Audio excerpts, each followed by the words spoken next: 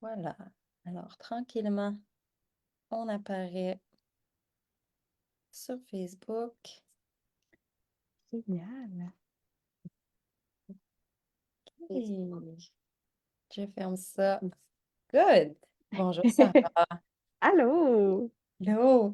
Je me présente rapidement. Je suis Joanne Gilbert, docteur en kinésiologie, j'ai parti imparfait et en santé. Et j'accueille aujourd'hui Sarah Normandin, qui est nutritionniste, qui a une feuille de route assez impressionnante. Fait que je vais vraiment prendre le temps de vous la présenter. Euh, En détail parce que ben, dans notre communauté ici, c'est la première fois que je l'invite. Donc, Sarah, c'est jamais le fun dans ce temps-là, hein, mais souris, Parfait. c'est ton CV. Donc, C'est Sarah est parfait. nutritionniste clinicienne depuis plus de 10 ans. Elle travaille avec Référence Nutrition, là, qui est son groupe de nutritionnistes, si on veut. Vous avez sûrement entendu parler du podcast qui s'appelle Le Maudit Poids.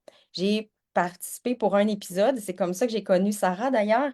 Elle a dernièrement atteint le 1000 écoutes de son podcast, qui est vraiment plus de 100 000, je Plus de m'excuse. 100 000, ouais. Plus de 100 000, c'est Ouais, une grosse c'est... différence. Plus de 100 000 écoutes de son podcast, qui est vraiment, vraiment bon. Troisième saison, 85 épisodes de produits. Elle est vulgarisatrice. Vous allez la voir dans des émissions comme L'épicerie. Je ne commencerai pas à les nommer parce que je sais que tu as été à plein d'endroits, fait des conférences, fait de la formation auprès des professionnels de la santé.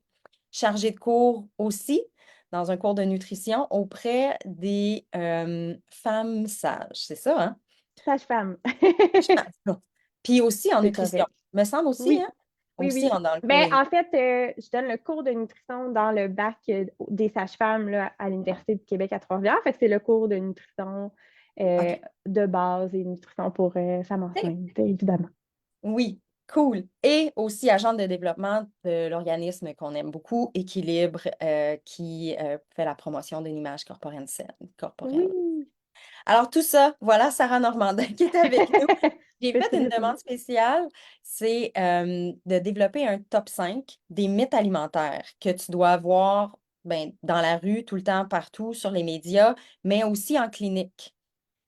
Et Yes. c'est là que je te laisse nous parler. Première des choses, Excellent. tu dis on parle de ta clinique, mais qu'est-ce que tu fais Ouais. exactement en clinique? Je pense que ça peut être intéressant pour les gens ici. Oui, en fait, j'ai ma pratique privée. Donc, j'ai travaillé très longtemps dans le réseau public, à l'hôpital et compagnie. Et puis finalement, j'ai décidé de développer ma pratique privée pour travailler avec des gens qui veulent rétablir ou trouver un équilibre avec une relation qui est plus positive avec les aliments, tout en développement des habitudes de vie qui sont favorables à la santé. Fait que de ne pas nuire, tu sais, un ne va pas. Ils peuvent aller ensemble, c'est ça que je veux dire en fait. Ouais. Donc, les deux peuvent vraiment vivre ensemble. Puis, je m'intéresse à tout ce qui est enjeu entourant le poids, l'image corporelle, la grossophobie, la culture des diètes. Fait que c'est sûr que c'est des sujets que Joanne aime beaucoup parler aussi. Fait que là, maintenant, c'est ça ma clientèle principale. Donc, je fais des consultations virtuelles partout au Québec avec des gens là, qui sont intéressés par ces thématiques-là. Puis oui, mon Dieu, des mythes par rapport à la nutrition, il y en a plein. Là, j'ai essayé de cibler bon, mythes par rapport au Ouais. poids, mais même à ça, il y a du stock, il y a beaucoup de choses à dire. J'ai essayé d'en cibler quelques-uns, puis merci aux gens qui ont répondu sous la publication dans le groupe pour Ouais. me donner des petites inspirations. Donc, je commencerai avec le premier mythe, là, celui qu'on entend, je vous dirais, le plus souvent, là, c'est pour perdre du poids, c'est facile, c'est mathématique, il faut manger moins, puis il faut bouger plus. Ça, c'est quelque chose que je pense que tout le monde l'a déjà entendu, là.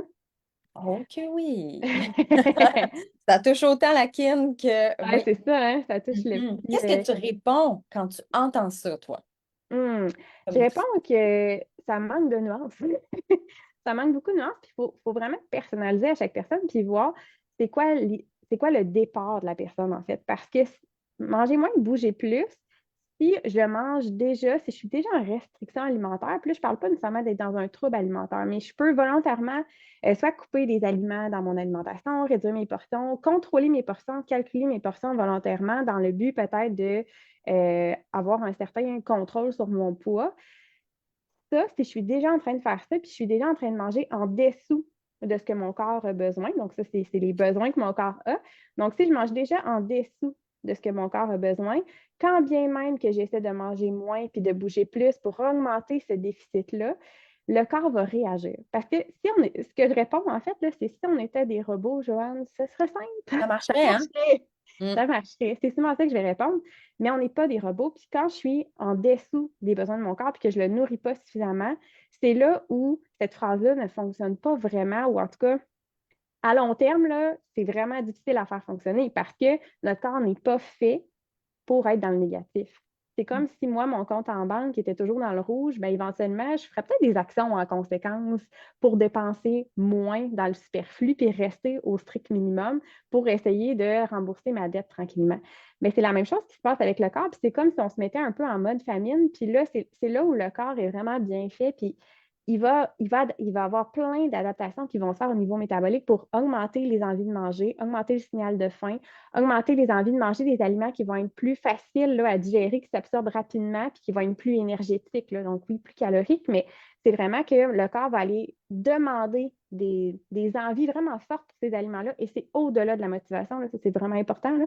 C'est pas juste de me dire, j'ai juste à pas en manger, il faut que je me contrôle. Non, c'est au-delà de notre motivation. Et le signal de rassasiement, là, qu'on appelle des fois satiété, mais le fait que je me sens pleine à la fin de mon repas et satisfaite, cette hormone-là va être moins sécrétée en réaction à ça aussi. Donc, il y a vraiment un ensemble de facteurs qui vont se faire au niveau métabolique pour essayer de compenser ce déficit-là. Et ça, c'est sans parler du fait que oui, parfois, le métabolisme de base, donc l'énergie que je vais dépenser au repos, va être diminuée en conséquence. Donc, si je mangeais au-delà de mes besoins, vraiment au-delà de mes besoins, parce que j'ai jamais appris à écouter mes signaux corporels, puis je ne sais pas c'est quoi mes besoins, puis j'ai toujours fini mon assiette parce que c'était comme ça, parce que j'ai été élevée comme ça, puis que je ne bougeais pas beaucoup, puis que là, soudainement, je me mets à bouger plus, puis j'apprends à manger selon mes besoins. Ça se peut que j'expérimente une perte de poids, puis ça se peut que je sois capable de la garder à long terme. Là, je dis ça se peut parce qu'il y a plein d'autres facteurs qui rentrent en ligne de compte, là, puis c'est pas si simple que ça. Mais si je mange déjà en dessous de mes besoins, puis je suis déjà en restriction, là, c'est là que ça se complique, puis c'est là que je risque même d'expérimenter des échecs, là, le fameux poids en yo-yo et compagnie et tout ce qu'on y connaît. Là. Exact. Fait que oui, ton top numéro un, c'est supposé être facile. Il faut juste bouger plus, manger moins, puis ça devrait régler le problème. Top un, je pense que je suis tout à fait d'accord avec toi. On a avec nous Joanne Mathieu, bonjour France, Caro, Diane qui nous dit bonjour à nous deux, Joanne qui nous dit bonjour à nous deux, Roxane, salut, qui est là aussi avec nous. Fait qu'hésitez pas hein, à interagir, à poser des questions Oui, directement. Les gens peuvent revoir en rediffusion, mais si vous êtes là en ce moment, euh, n'hésitez pas. Moi, je regarde. Si je regarde là, c'est pas parce que je t'écoute pas, c'est parce que je regarde s'il n'y a c'est pas des parfait. interactions. Voilà. C'est parfait, j'aime ça que tu Je m'occupe surveilles de le tout. ça. C'est parfait. Francine qui est là avec nous aussi. Donc voilà, posez vos Allô tout le questions, puis monde? je Oui, m'occupe de ça. c'est parfait. Le deuxième mythe que je dirais, c'est que j'entends très souvent, c'est il existe des aliments engraissants. Et Ouais, la ça vraiment, on catégorie, l'entend. Oui. oui. Il y a des aliments qui ont le pouvoir de faire prendre du poids directement. Là, c'est un mythe, là. Ceci dit, ce n'est pas le cas. Là, j'ai fait un partage d'écran. Tu pourras me dire si ça fonctionne bien Ça pour en vient toi. tranquillement. Ça s'en vient tranquillement. Donc, il existe des aliments agressants. Ce qu'il faut Yes. comprendre, c'est que dans les aliments qui vont apporter de l'énergie, donc des calories, quand on parle d'énergie, c'est des calories, ce sont les macronutriments, donc ce qu'on va appeler les lipides, la grande famille des gras, les protéines, puis les glucides, donc la grande famille de toutes les sucres. Il y a la molécule d'alcool qui amène des calories à elle seule aussi, mais on n'en parlera pas plus que ça aujourd'hui. Donc, tout ce qui est vitamines, minéraux, fibres, eau, n'apporte pas vraiment de calories à ce moment-là. Donc, c'est quoi l'idée derrière de dire qu'un aliment, c'est engraissant? C'est que dans l'idée populaire, on a tendance à croire que quand je mange un aliment, automatiquement, ça a le pouvoir de me faire prendre du poids. Mais Mhm. c'est beaucoup, beaucoup, beaucoup plus compliqué que ça. Puis, juste faire une petite parenthèse, j'explique souvent le rôle justement de ces macronutriments-là avec une image de voiture, puis vous allez comprendre un peu où je m'en vais avec ça après. Parce que souvent, c'est les glucides qu'on va associer à des aliments qui vont être plus engraissants. Là. Mais souvent, comme pour comprendre un peu rapidement le rôle de chacun, là, les gras, c'est comme un petit peu l'huile à moteur dans une voiture. Donc, si je n'ai pas d'huile à moteur dans ma voiture, bien, ma voiture, elle ne fonctionne pas, mais ce n'est pas l'huile à moteur qui donne l'énergie à l'auto pour avancer. Fait que dans mon corps, les gras ont des rôles fonctionnels essentiels, mais leur fonction principale, c'est pas de me nourrir, même si ça me donne de l'énergie. Sur le coup, si j'ai faim, c'est pas ça qui va me rassasier si rapidement que ça. Les protéines, c'est comme les matériaux de structure de ma voiture. Donc, si j'ai un accident puis je dois changer une pièce sur ma voiture, ma nouvelle pièce va être composée de molécules de protéines. Donc, dans mon corps, oui, ma masse musculaire est composée de protéines, en fait, d'acides aminés mis ensemble, mais pas juste ma masse musculaire, toutes les cellules de mon corps, la structure de mes cellules, ça va être aussi des chaînes d'acides aminés qui sont des protéines. Mon ADN, c'est des protéines. Mon système immunitaire, c'est des protéines. Les enzymes digestives, c'est des molécules de protéines. Mais encore une fois, ce n'est pas les matériaux de structure de ma voiture qui donnent l'énergie à ma voiture pour avancer. Parce que j'ai beau avoir une voiture toute neuve, que toutes les pièces ont été changées, puis avec la meilleure huile à moteur de qualité que j'ai trouvée, mais si je n'ai pas d'essence dans mon réservoir, elle n'aura pas l'énergie pour avancer. Et c'est là qu'entrent en compte les fameux glucides. Les glucides, particulièrement le glucose, qui est comme la molécule, le sucre simple qui se dégrade de tout ça, c'est ça qui va aller nourrir mon cerveau. Et c'est ça qui va aller nourrir les muscles et toutes les cellules dans mon corps. Donc, quand j'ai faim, c'est ça qui calme ma faim. D'ailleurs, petite parenthèse encore une fois, la glycémie, c'est le taux de sucre dans mon sang. Dans le fond, c'est le taux de glucose dans mon sang. Comme ma glycémie commence à baisser, le taux de sucre commence à baisser dans mon sang, généralement, c'est là que la faim survient. Donc, c'est là où les glucides vont venir rassasier sur le coup, me redonner de l'énergie, pouvoir nourrir mon corps puis continuer ma journée. Les protéines puis les gras vont avoir d'autres fonctions après ça, mais vraiment, les glucides, ils ont ce rôle essentiel-là de me nourrir. Et les glucides fournissent seulement 4 calories pour 1 gramme. C'est la même chose que les protéines. Puis c'est là que c'est drôle parce qu'on entend tellement plein de choses comme quoi il faudrait augmenter notre consommation de Ouais. protéines puis couper les glucides si on voudrait perdre du poids, mais ça ne fait pas de sens parce que pour la même quantité, 1 gramme, c'est la même densité en énergie, donc en calories. Et ça, c'est peu importe le type de glucides. Que ce soit le bonbon ou que ce soit le pain ou le fruit, c'est tout 4 calories par gramme. L'effet va être différent après ça sur le temps de rassasiement, l'effet va être différent sur le temps d'absorption, mais sur le coup, c'est toute la même chose finalement. C'est tout 4 calories par gramme. Puis, ce qu'il faut savoir aussi, c'est que quand on digère mes grosses molécules, là, qui soient très compliquées ou très simples, dans mon temps de digestion, mes enzymes digestives, ce qu'ils vont venir faire, c'est couper les liens entre toutes mes molécules. Tu sais, c'est toutes des sucres simples qui sont attachés ensemble, qui vont faire des fois des molécules plus complexes, là, comme dans mes fruits ou dans même mes produits céréaliers, ça sont en grains entiers, c'est encore plus gros, mais à la fin du processus de digestion, qui passe de l'intestin au sang pour être absorbé dans mon corps, c'est des molécules de sucre pas mal simples qui vont toutes être décomposées. Fait que mon corps, il n'y a aucune façon de savoir cette molécule de sucre simple-là, est-ce qu'elle arrive du jujube, est-ce qu'elle arrive du dessert, est-ce qu'elle arrive du fruit, est-ce qu'elle arrive d'un pain, d'une pâte, d'une patate. Il n'y a aucun moyen de le savoir. Donc, c'est impossible.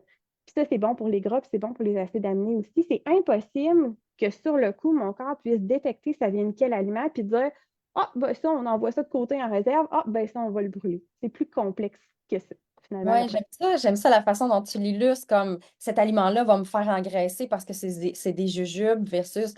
Fait que là, il faut avoir peur autant des jujubes que des pommes. C'est ça que je Mais comprends. c'est ça qu'on entend, puisque ce qu'on se fait dire, c'est ça, mais regardez, là, la quantité de sucre dans une pomme, c'est 15 grammes, puis là, pour la même quantité, 15 grammes là, de jujube, ça serait ça. Fait que là, c'est pareil. Ben non, c'est la même quantité de molécules de sucre. Ça, c'est une chose. Mais après ça, dans le temps d'absorption, là, ça va être différent. C'est sûr que mon jujube ou mon jus ou ma liqueur, c'est déjà digéré. Hein, il n'y a pas de lien à couper entre les molécules de sucre. Donc, c'est ça la différence, c'est que ça va être absorbé plus rapidement. Donc, ça va être absorbé plus vite, tout d'un coup. Ça va me donner un pic, puis après ça, boum, ça va redescendre, puis là, ma faim va revenir à nouveau. Donc, les jujubes, c'est normal que ça ne me rassasie pas très longtemps. Tandis que si je prends un fruit ou même un produit céréalier, là, ça, c'est encore plus complexe à défaire, bien, ce que ça va faire, c'est que je vais l'absorber plus lentement, ça va rester plus longtemps dans mon système digestif, puis ça va arriver en plus petite dose. Donc, ça va me soutenir plus longtemps. Le pic va être moins gros, mais ça va redescendre moins vite aussi. Mon énergie va être meilleure, ma faim va être plus stabilisée. C'est ça la nuance. Donc, de dire que c'est tout égal puis qu'il faut avoir peur de tous les types de sucre, ben, c'est de ne pas prendre ça en considération. C'est que l'effet sur mon métabolisme, ben, l'effet sur ma santé globale, fait que l'effet sur ma glycémie, l'effet sur tout ce qui va se passer dans mon corps quand je vais l'absorber. Puis l'effet sur mon temps de rassasiement va vraiment pas être pareil si je prends un sucre qui va être simple versus un sucre qui va être plus complexe, comme ce qu'on va retrouver dans les produits céréaliers et dans les fruits, par exemple. T'as nommé quelque chose. Je le sais que j'ai dit qu'on voulait rentrer ça en 30 minutes. J'essaie de ne pas t'amener beaucoup de Non, je sujets, sais, ça va être dur. mais tu as nommé que la protéine, Oui. c'est vrai qu'on en entend beaucoup parler, puis je pense que ça vaut la peine de le dire. C'est 4 Mhm. grammes, c'est 4 calories par gramme comme les Comme les sucres. glucides, oui. Est-ce que ce ne serait pas plus rassasiant? Pourquoi on ne devrait pas manger plus de protéines? Parce que Mm. c'est ça qu'on entend, là. Mais en fait, là, quand on regarde l'assiette, ça, c'est l'assiette du Guide alimentaire canadien. Là. Ça fait très longtemps que cette assiette-là existe et qu'on la suit. Ce qu'elle dit, cette assiette-là, c'est que dans chacun de nos repas, on devrait avoir un aliment des 3 groupes alimentaires qui sont présentés là. Puis l'idée là-dedans, c'est que chacun a son rôle à jouer. Donc, si j'ai faim et que j'omets de manger des féculents, je vais prendre le classique, là, je prends une salade avec ben du poulet, puis là, je mets full fromage, puis je vais peut-être même mettre des œufs là, pour que ça soit full protéiné. Ce qui va se Fromage cottage, passer, puis tout, là. Ah, mais non, il y a du exact. glucides un peu, mais en tout cas, ouais. Vas-y. Ce qui va se passer, là, prenez un réservoir d'essence. Oups. Votre réservoir d'essence il est vide. Là, vous mettez des légumes. Ça, c'est de la salade. Fait que vous mettez comme de la salade dans votre réservoir d'essence ou de l'herbe, on peut voir ça comme ça. Puis vous mettez plein de sources de protéines. Ça, c'est des roches dans votre réservoir d'essence. Fait que là, vous sortez de votre repas, votre estomac est plein, puis vous dites oui, mais j'ai assez mangé, je suis pleine. Mais vous n'avez pas mis d'essence là, dans ce repas-là. Puis l'essence, on se rappelle que c'est la famille des glucides qui donne ça. Puis dans votre assiette, le seul groupe alimentaire qui va vous donner les fameux glucides, les fameux sucres, ça va être les produits céréaliers. Donc le pain, les pâtes, les patates, le riz, les craquelins, le couscous, etc. Donc si j'en ai pas dans un repas, les protéines, ça me rassasie, mais si j'ai pas mis de glucides, c'est comme si je prenais de l'essence. Puis là, mes protéines, ça aide à ce que mon essence se brûle moins vite dans mon réservoir. Mais si je ne mets pas d'essence, puis que je fais juste mettre l'affaire qui fait que mon essence brûle moins vite, ça ne sert pas à grand-chose. Finalement, d'où l'intérêt de manger varié. Exactement, exactement. Puis ça répond un peu au mythe, au prochain mythe qui était est-ce qu'il existe des combinaisons alimentaires? Mais la réalité, c'est que non, il n'en existe pas de combinaison, de dire est-ce qu'il faut que je mange absolument telle affaire avec telle affaire ou pas du tout telle affaire avec telle affaire ou mon fruit, faut-il que je le mange à jeun ou il ne faut pas que je le mange le soir, il faut que je le mange avant ou après un repas?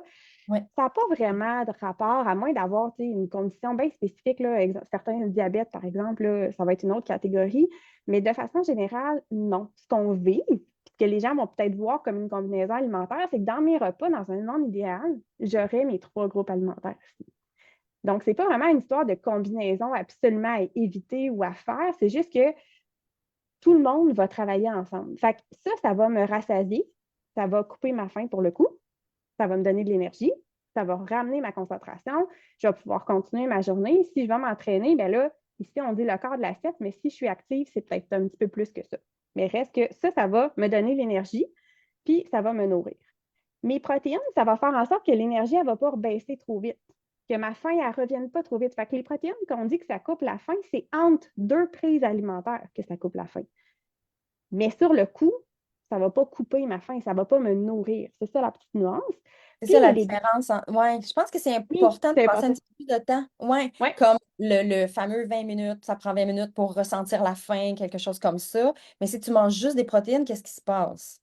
mais c'est que si tu as faim, concrètement, le cas tu as faim, c'est que ton taux de sucre, ton taux de glucose dans ton sang commence à descendre un petit peu. Puis là, on ne parle pas d'une baisse de sucre là, comme les diabétiques, là, c'est juste que ça commence à descendre un petit peu. Puis là, poup, le corps, il dit oh, on commence, c'est comme que je commence à être à E dans mon réservoir. Hey, je commence à être à E, il serait peut-être temps que je pense à aller mettre de l'essence. Si j'arrive à la station d'essence puis que je fais juste mettre de l'herbe puis des roches, comme on disait tantôt, ça ne va pas redonner l'énergie à l'auto pour avancer. Là, mon corps, c'est pas un auto, là, évidemment, il faut qu'il survive. Fait que c'est sûr que s'il n'y a pas de glucides qui rentrent, ben, il va aller chercher dans ses réserves, puis il va en lancer dans mon sang pour rééquilibrer tout ça. Il ne laissera pas son taux de sucre baisser. Mais ça ne sera pas aussi rassasiant sur le coup. C'est peut-être cet effet-là, des fois, je ne sais pas si vous le sentez, mais de dire, je finis mon repas, puis il me semble qu'il me manque quelque chose, ou j'ai comme un petit besoin de manger sucré, ou il y a de quoi qui ne fit pas, c'est peut-être parce que les glucides étaient absents. Puis ça peut faire en sorte que dans la journée, plus tard, selon certaines personnes, des fois, ça va même augmenter l'envie de manger plus sucré. Fait que les gens qui vont dire qu'ils ont des rages de sucre ou qui ont besoin de manger sucré à la fin de la journée, ça peut être une conséquence d'un repas qui a manqué de glucides dans la journée, donc il n'y aurait pas exemple de produits céréaliers. Souvent, on le voit là, chez les gens qui tentent de couper les produits céréaliers. C'est ça qu'on coupe en premier, là, les pains, généralement. Malheureusement, c'est pas ça qui fonctionne bien. OK, merci d'avoir. Fait que pour en revenir aussi à une question, parce que je trouve que ça fit avec ce que tu dis là, il y a quelqu'un qui posait des questions sur l'index glycémique Oui, des repas. oui. Ça peut être très, très, très complexe, là. Oui, on va faire Puis, ça simple. ouais, ouais, ouais, ouais. On va faire ça simple. Tu sais, comme tantôt, je vous montrais je ne vais pas faire mal au cœur, je ne vais pas rechanger plein de fois, là, mais je vous montrais le petit diagramme. C'est que si je prends, exemple, un fruit, OK, je vais prendre un fruit tout seul, bien, mon fruit tout seul, ce qu'il va faire, c'est que je vais l'absorber, puis il va s'absorber puis se digérer dans un certain nombre de temps. Fait que là, il va s'absorber, ça va faire monter ma glycémie, puis quelques temps après, ça va la faire baisser. Puis ça, c'est normal que ça monte en passant, là, c'est tout à fait normal. Mon corps a besoin de ça. Puis là, ça va prendre un certain délai, puis ça va redescendre. Si je le mange seul. Quand je le mange avec d'autres aliments, c'est la même quantité de glucides, mais si je le mange avec une source de protéines, par exemple, puis une source de fibres, bien, ce que ça va faire, c'est que ça va monter moins haut puis moins vite parce que ça ralentit l'absorption. Ça ralentit ma digestion puis l'absorption. Donc, ça va prendre plus de temps avant que ça redescende puis que la faim revienne à nouveau. C'est là le petit rôle des protéines. Fait que l'index glycémique d'un aliment tout seul, souvent, vous allez voir ça, l'index glycémique des aliments qui contiennent des glucides, c'est pas si intéressant que ça parce que souvent, les aliments, on va les manger dans le cadre d'un repas, puis là, on va parler plus de la charge glycémique d'un repas. C'est là que ça va devenir un petit peu plus intéressant. Fait que l'index glycémique va peut-être intéresser certains diabétiques pour contrôler leur valeur, là, puis je dis certains, c'est pas tout le monde. Mais pour monsieur, madame, tout le monde, c'est peut-être moins intéressant. Puis on va s'intéresser plus à l'idée de la charge glycémique, qui est exactement ce qu'on mentionnait tantôt, où chaque groupe alimentaire va avoir son petit rôle à jouer pour pas que ça me donne un pic d'énergie rapide, puis que ça redescende trop vite après, puis que la faim revienne trop vite. En fait, tout ça est connecté. Mhm. Puis, ben, je pense aussi que tu serais d'accord avec moi de dire, des fois, on s'enferge un petit peu trop dans les fleurs du tapis, là. Je pense. Oui. Très d'accord. Fait que Mais c'est c'est ouais, c'est pas nécessairement quelque chose qui, tu sais, moi, j'enlignerais pas nécessairement, je suis pas non, nutritionniste non plus, là, mais, pas du tout. tu sais, si Ben, on, j'en parle jamais, j'en parle jamais. Comme je vous dis, à moins d'avoir un cas particulier de diabète et tout, mais c'est qu'on reçoit tellement d'informations. C'est ça le problème, c'est qu'il y a tellement d'informations qu'on reçoit, on se fait dire tellement de choses que ça devient difficile de départager le vrai du faux. Puis on va se le dire, sur les réseaux sociaux, il n'y a pas beaucoup de vrais professionnels. Il y en a, il y en a, là. Puis on les connaît, puis leur nom, leur titre va être bien indiqué. Mais après ça, en nutrition, tout le monde mange, hein? Fait que tout le monde s'auto-proclame expert. Il y a des certifications qui n'ont pas vraiment de valeur qui existent aussi. Puis là, c'est normal que quand on n'est pas dans le domaine, on entend toutes sortes de choses passer, puis ça devient vraiment difficile, mais il faut vraiment se ramener à l'essentiel. Puis tu sais, en fait, ça peut être vraiment simple. On ouais. regarde l'assiette du guide alimentaire canadien. Déjà ça, là, ça, c'est déjà Puis excellent. déjà, la majorité des Canadiens le faisaient, C'est ça, ça serait une belle, belle, belle amélioration en santé publique, on s'entend. on s'entend. Mais c'est tellement vendu comme des traitements, ou pas des traitements, mais souvent, ça va être des recettes miracles. Puis là, on nous dit on va avoir des résultats rapides. Puis c'est vraiment plus sexy que de dire, nous, on est là avec le. Ben, tu sais, juste manger équilibré, c'est suffisant, là. Tu sais, il n'y a pas de truc à Là, couper, il n'y a pas de.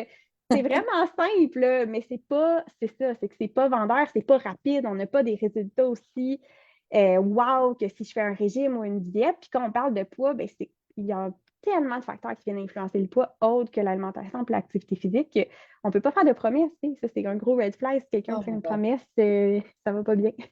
Non, exactement. Mais merci tu sais, de ramener ça parce que oui, de comprendre l'impact de l'alimentation dans notre corps, ça peut devenir extrêmement complexe. Puis là, on n'a pas rentré là, l'effet de chacun des nutriments, puis des vitamines, puis des C'est ça. minéraux. Tu sais, c'est extrêmement complexe, mais je pense que, puis tu sais, je veux dire, moi, c'est comme ça que j'opère, là. Sensation de faim, de rassasiement Exact. et assiette, je pense que déjà là, ça enlève beaucoup de stress alimentaire qui est contre-productif complètement euh, Exactement. pour la santé, pour même le poids, pour plein de choses, là. Fait qu'on a un good! On a passé 3. Si on répète le premier de ton top 5, c'est facile, on est supposé de manger moins et bouger plus, et c'est faux. Mhm. On a le deuxième qui était les Les, aliments les qui aliments font... graissants, Ouais, ouais. c'est faux aussi. Très faux. Et le troisième, si tu le mettais en phrase... En fait, j'ai 3 puis 4 qu'on a quand même couverts. C'était les combinaisons alimentaires. Donc, il faut ou il faut pas combiner des choses ensemble. Puis le quatrième qui était justement le sucre, c'est pas bon. Il faut éviter toutes les sortes de sucre. Puis la sous-catégorie avec l'index glycémique. Puis le dernier qui me restait, c'était Oui. les collations, ça fait engraisser. Ça, je l'entends encore vraiment souvent. Puis pourtant, tu sais, on est tellement sensibilisé de plus en plus à tu sais, manger quand on a faim, puis écouter sa faim. Mais dans le domaine du poids, c'est quand même assez fréquent que je vais entendre, oui, mais Sarah, si je prends des collations, ça va être des calories de plus. Et donc, des calories de plus, ça fait que je ne pourrais pas perdre de poids comme je le souhaite. Mais moi, je vois souvent la catégorie de personnes qui, comme je disais tantôt, là, qui ne mangent pas assez, qui est déjà trop en restriction. Mhm. Et ça vient souvent avec couper les collations. Donc, j'ai faim, je prends de l'eau puis je mange de la gomme au lieu de manger. Ça, c'est des choses que je vois encore très souvent. Et puis, au contraire, puis là, c'est un peu complexe tout ça, mais le corps, quand il a besoin de manger puis qu'il ne reçoit pas d'aliments, il y a comme un petit stress qui s'installe, là. Puis selon tout mon passé de restriction, de régime, de diète et compagnie, ça se peut là, que mon corps y enclenche le bouton famine rapidement. Même si moi, je vois de la nourriture, je sais qu'il y en a disponible, je ne suis pas dans une diète ou une restriction volontaire, mais si je ne nourris pas mon corps si souvent que ça dans ma journée, puis que j'ai faim, mais je n'y donne pas nécessairement, ou je ne ressens plus la faim parce que j'ai trop fait de restrictions, c'est Oui, quelque chose qui peut ça... arriver. ouais. C'est comme si je prenais mon réservoir d'auto, puis je suis à E, puis je décide de ne pas mettre d'essence, puis de continuer ma route. Bien, c'est sûr que si j'étais un auto, je tomberais en panne. Mon corps n'étant pas une voiture, il se dépanne. Mais s'il a déjà vécu la restriction dans le passé, il va enclencher le mécanisme de famine rapidement. Ça veut dire qu'il va avoir tendance à mettre baisser un petit peu plus son métabolisme de base pour être capable que ce que je lui donne, il mette encore plus de côté. Peut-être me faire des rages alimentaires un petit peu plus dans la journée aussi. Fait que si je suis quelqu'un qui a tendance à pas assez manger par rapport à ses besoins, bien, de revoir la pertinence des collations peut aider. Puis dans certains cas, c'est ce qu'on va faire, que la faim n'est plus là du tout ou tout simplement qu'on ne mange pas assez. Mais dès qu'il y a un délai de plus que 3-4 heures entre 2 prises alimentaires dans la journée, des fois, on va intégrer une collation dans ces cas-là. Sinon, de façon générale, quand j'ai plus que 4 à 6 heures entre 2 repas ou 2 prises alimentaires, généralement, ça vaut la peine de prendre une collation. Puis pour bien s'évaluer, ça serait de voir c'est quoi mon niveau de faim au prochain repas. Est-ce que j'arrive à familler au dîner ou au souper? Si la réponse est oui, est-ce que si je prends une collation, est-ce que ça fait une différence? Puis pourquoi ça peut aider?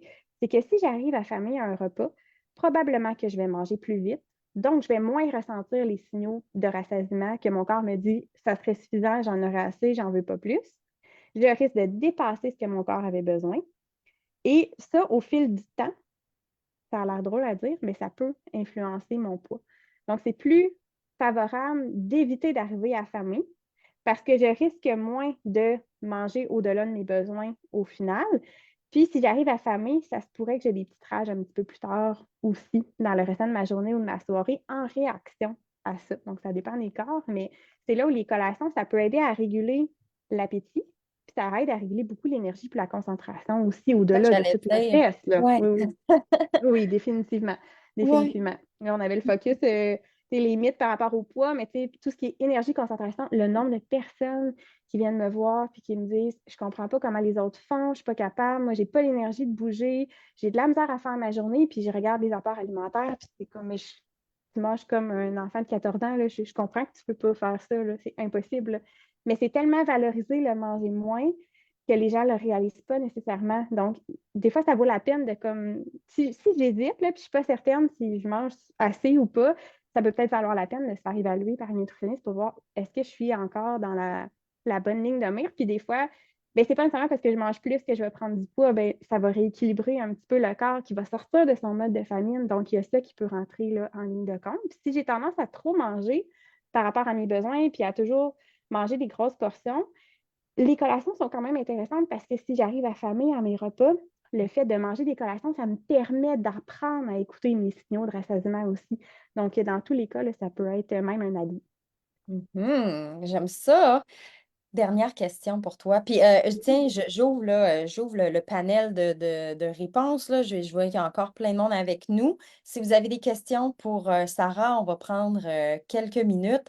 Mais c'est sûr que je t'ai demandé là, de préparer un top 5 des mythes alimentaires en lien avec le poids.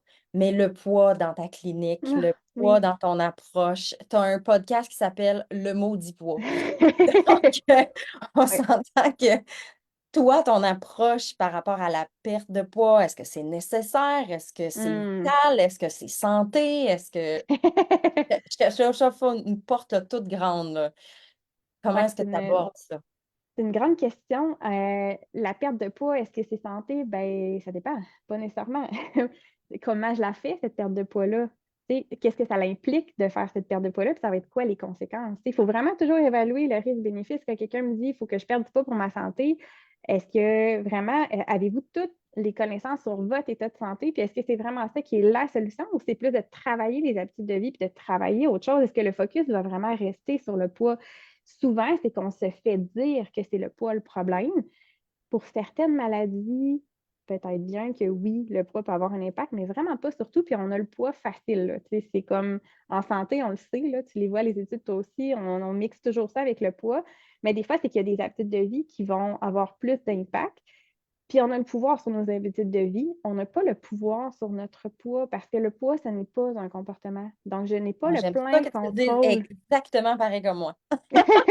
On n'a C'est pas le bon. plein contrôle sur notre poids parce que c'est ça, quand on met le focus là-dessus, c'est que là, on met, c'est comme un peu, on joue à la loterie, là, parce qu'on ne sait pas les autres facteurs qui viennent en ligne de compte, à quel point il va avoir un impact ou non, ne serait-ce que la génétique. Là, je sais que ça a l'air surévalué, la génétique, mais non, on a plein de travaux qui nous démontrent à quel point la génétique va avoir un impact. Puis je rajouterais à ça tout mon historique aussi de poids, de régime, de diète, de yo-yo. Tout ça va avoir un impact aussi sur comment mon corps vit la chose en ce moment. Donc, je n'ai pas le plein contrôle sur mon poids. À long terme, là, on n'a pas de technique efficace pour tout le monde qui permet de garantir une perte de poids, puis il va être maintenu dans le temps. Et c'est là tout l'enjeu.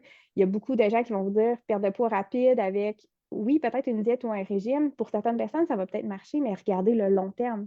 Dans Ouais, les études, c'est là l'enjeu, puis c'est pour ça qu'il y a plein de médications qui sont étudiées, il y a plein de choses parce qu'on n'a pas cette méthode-là. Donc, je sais là, qu'on se fait bombarder de messages qui nous disent que c'est facile de perdre du poids, mais magique. non, on n'a Mm. pas le contrôle sur notre poids. Puis si on reste toujours le focus là-dessus, ben, on risque de se décourager, on risque de ne pas avoir les résultats attendus, de ne pas avoir les résultats attendus, ben, on est déçu, on pense que c'est de notre faute, on nous met la responsabilité dessus.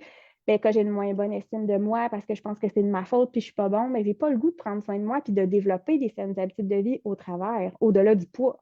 Mhm. Fait que le poids, il va être là, il va suivre à côté, puis il va bouger en fonction du reste, mais on va comme le découvrir un peu ensemble. Fait que des fois, oui, on peut analyser puis voir est-ce que dans le portrait de la situation, est-ce qu'il y a des habitudes qu'on pourrait améliorer pour que ça aille mieux pour la santé globale et compagnie, mais des fois, le poids va changer en parallèle. Puis des fois, ben, c'est une surprise parce que c'est le corps qui décide, c'est le corps le boss. C'est ça, en fait, l'idée, là. Donc, non, c'est pas toujours santé. Puis des fois, même une perte de poids, la façon qu'elle va être faite peut même nuire à la santé. Ça, c'est tout qu'un autre dossier, là.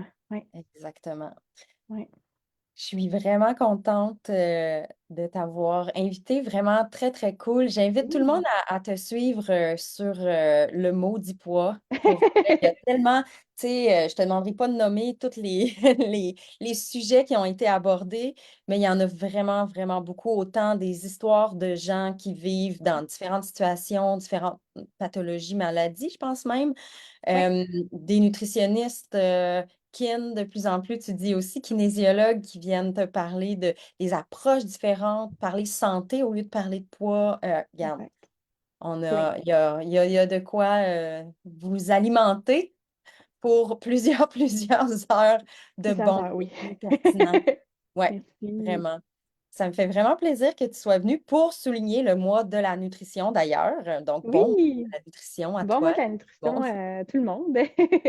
Merci beaucoup. J'apprécie vraiment. C'est le fun de pouvoir partager ce message-là. Ça fait tellement du bien. On ne l'entend pas encore assez. Donc, merci d'en parler et d'ouvrir des plateformes pour ça. Bon, Diane qui nous dit merci, très éclairant sous cet angle. Ouais, je trouve ça le fun Wow. d'apporter que tu aies on dit la même chose, c'est ça qui est drôle. On dit la même chose, mais tu arrives avec des arguments très nutritionnistes. Je suis pas nutritionniste, fait que j'adore ça, collaborer avec toi. Mais c'est super complémentaire, c'est ça qui est Ouais. agréable en fait. Donc, merci à toi, j'adore ça aussi. Bon, ben, on continue de se lancer des fleurs dans le temps que tout le monde nous dit bye-bye. Puis, ben, on se redit peut-être à la prochaine. On n'a pas d'autres sujets. J'ai pas encore décidé non plus le sujet pour la semaine prochaine, mais c'est quoi, Sarah? Aujourd'hui, c'est la journée de l'obésité, la journée internationale. Ouais, c'est vrai. Oui, effectivement, c'est la Journée internationale de l'obésité. Oui, c'est vrai.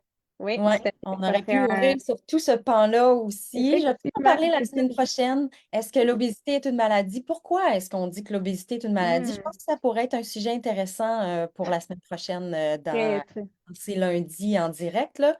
Vous me direz si Oui, c'est quelque chose. Je dis ça parce que je pointe mon téléphone, donc les gens qui sont à la maison vont me dire si c'est un sujet qui pourrait vous intéresser. Donc, tout à merci fait. encore beaucoup, Sarah. Très, très Merci à généreux de ta toi. part. Ça me fait plaisir. Bye tout le monde. Bye tout le monde.